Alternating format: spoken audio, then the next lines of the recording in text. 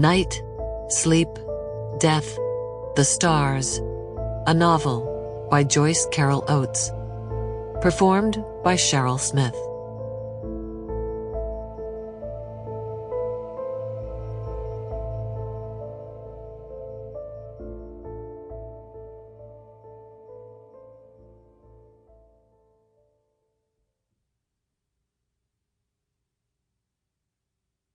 A clear midnight.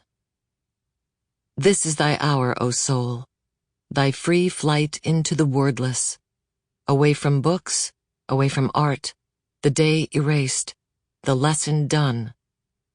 Thee fully forth emerging, silent, gazing, pondering the themes thou lovest best. Night, sleep, death, and the stars. Walt Whitman. Prologue. October 18th, 2010. Why? Because he'd seen something he had reason to believe was wrong, and it was within his power, or at any rate, it was his moral obligation to rectify it, or to make that effort. Where? Returning home on the Hennecott Expressway at approximately 3:15 p.m. of that day.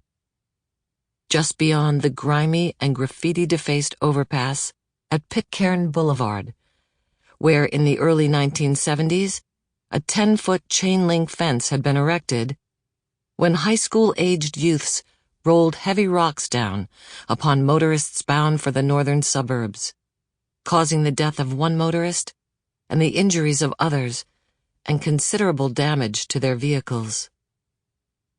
From where?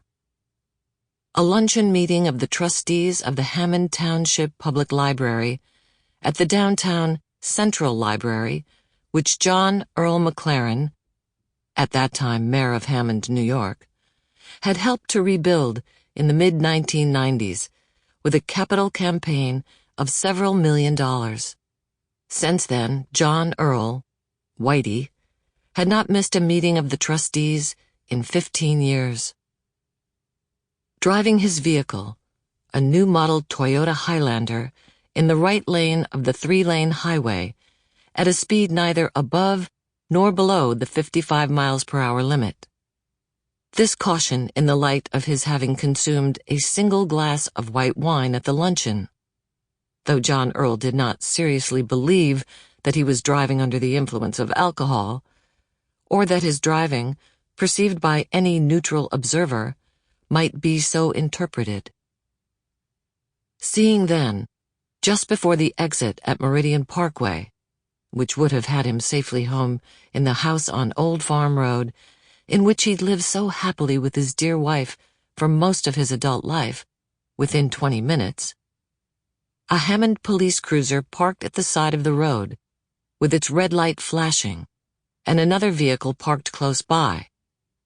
2 uniformed police officers pulling a young, male, dark-skinned individual from his car, shouting into his face and slamming him repeatedly against the hood of the car, slowing his vehicle to get a better look, and shocked at what he seemed to be seeing, now braking, daring to stop just beyond the police cruiser.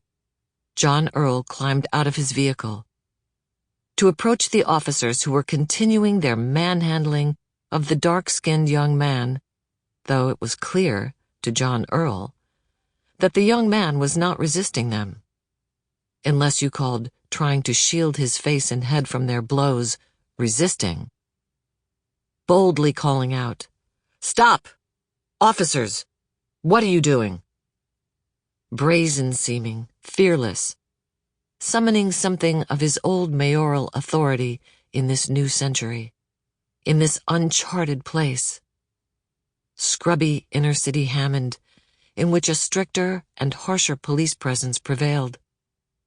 Little known even to white citizens as knowledgeable as John Earl McLaren. And there followed then an excited exchange which John Earl would not recall clearly after. Sample complete. Ready to continue?